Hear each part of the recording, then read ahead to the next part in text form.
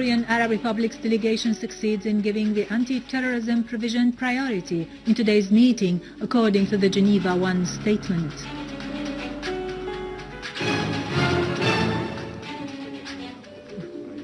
Russia prepares for a draft resolution at the UN Security Council on combating terrorism in Syria.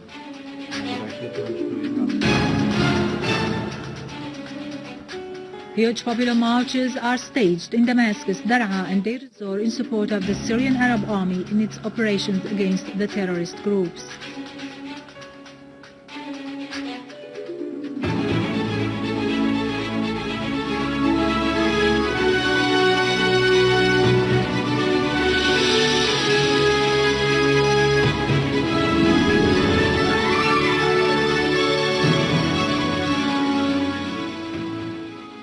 Good afternoon, ladies and gentlemen. I'm Irado Krikorian from the News Center in Damascus. During the joint session with the coalition delegation in the presence of the UN envoy to Syria, al-Akhdar al-Ibrahimi, the Syrian Arab Republic's delegation succeeded in giving the provision of combating terrorism a priority in the discussions, according to the Geneva I statement. Sources close to the Syrian Arab Republic's delegation said the coalition delegation tried to start the talks about a transitional government, refusing to discuss any provision related to combating terrorism. However, the Syrian Arab delegation insisted on discussing the anti-terrorism provision first, according to the Geneva statement. The Syrian Arab delegation asked the other side to be up to the Syrian people's national aspirations in combating terrorism, because the Syrian citizens want to know if the other side wants to combat terrorism or would continue in its present policy. We have responded to the misreports presented by the other delegation yesterday with documents, figures and data which show the terrorist crimes and their destruction of infrastructure in Syria. The delegation said, so far there is no agenda agreed upon because the outcome of the Geneva II meeting should be reached with consensus. The Syrian official delegation had started the session calling for discussing the anti-terrorism provision and asking for a joint stand regarding the anti-terrorism statement which it had submitted earlier. The news correspondent to Geneva said a meeting will be held later today between the Syrian Arab Republic's chief delegate, Foreign and Expatriates Minister Walid al-Muallim and the Russian Deputy Foreign Minister Gennady Gatilov, following the latter's meeting with the UN envoy to Syria, al-Akhdar al-Ibrahimi. She added that the priority of Gatilov's talks in Geneva is a draft resolution Russia intends to submit to the UN Security Council as soon as possible on combating the terrorist danger in Syria.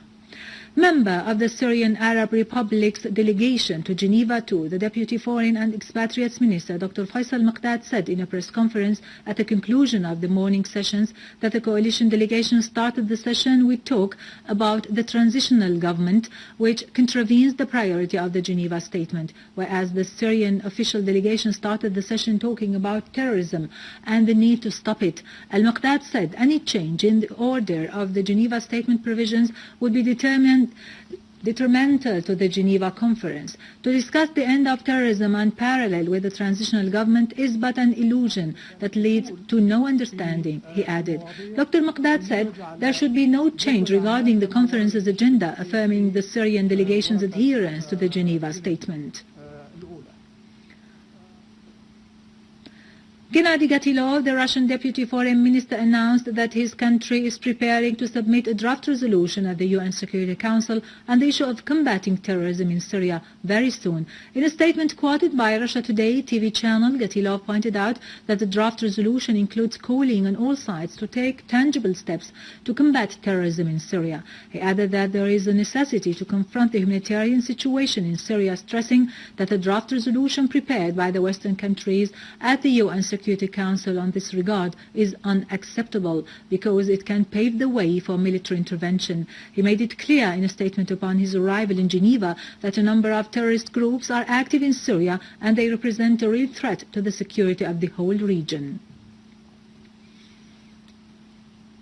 Meanwhile, the French ambassador at the UN Security Council, Gérard Araud, acknowledged at the conclusion of a UN unofficial meeting last night that differences still exist between the West and Russia on a draft resolution on the humanitarian situation in Syria, which the US and other Western countries, under the pretext of improving the situation on the ground, whereas they seek to support the terrorists. Araud added that there is the need to continue debates of the level of experts.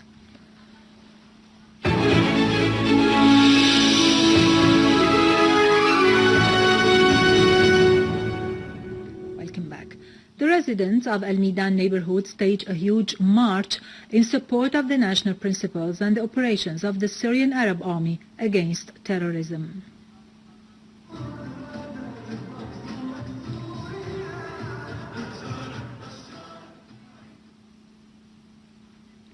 In support of the national principles and the ongoing operations of the Syrian Arab Army against the armed terrorist groups, a huge march was staged in Daraa cheering for the homeland, the valiant Syrian Arab Army, and national unity. Taking part in the march are the governor of Daraa and a number of concerned leaderships in the governorate. The people of Daraa raised national slogans glorifying the homeland and the Syrian Arab Army in the face of the terrorists, voicing determination to protect Syria and enhance its position in the region.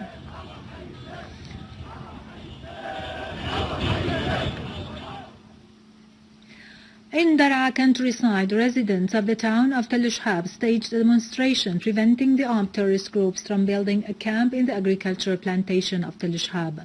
The terrorists tried to set up the camp by using tents and equipment coming from Saudi Arabia and Qatar.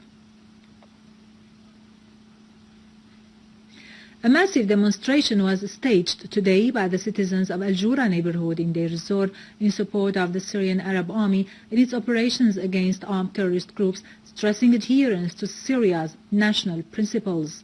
Thousands of Deir-ez-Zor citizens asserted their gratitude to the Syrian Arab Army's sacrifices in the face of the conspiracy, stressing the adherence to the national unity and to Syria's territorial integrity against the foreign interference. They also shouted slogans in support of the Syrian Arab Republic delegation in Geneva. 2 citizens were killed in a mortar shell attack carried out by the terrorists on the residential neighborhood of Al-Qusur in Deir-ez-Zor. Health Director Dr. Abd Najm Al-Abaid said that the 2 citizens died soon after they had been hospitalized into the National Hospital of Deir-ez-Zor, suffering from serious injuries from shrapnel of mortar shells fired on their neighborhood. Health Director added that 10 other citizens arrived at the hospital suffering from light and medium injuries.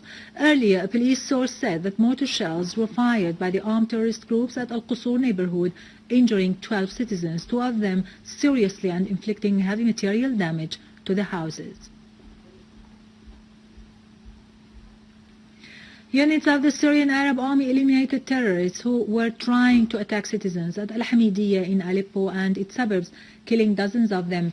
A military source said that army units also shot down a balloon carrying a surveillance camera launched by a terrorist group above Aleppo's central prison, as other units clashed with terrorists in adjacent areas, killing and wounding dozens of them. Army artillery shelled terrorist gatherings in 6 different villages and the industrial area, eliminating dozens of terrorists, and destroyed their vehicles and ammunition in Qadi Askar, Hanano, Karm Yassar, and Al-Rashidin. Finally, a new shipment of humanitarian aid was sent to ancient homes to help the civilians who chose to stay there. With this, we end our news for today. Thank you for watching. For more details about Syria and the region and to view this bulletin again, you can always visit our website in English, syriaonline.sy. Now to latest business and market news with Vani Gunjan, but after a short break.